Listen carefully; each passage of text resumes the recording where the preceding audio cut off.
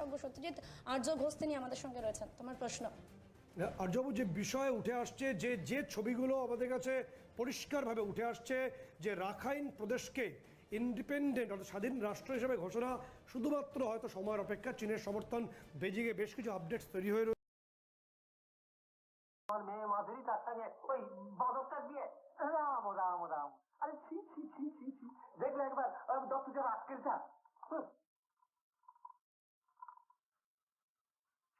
अरे हाँ हाँ, बड़े सिंगड़ा है, हाँ हाँ, फर्स्ट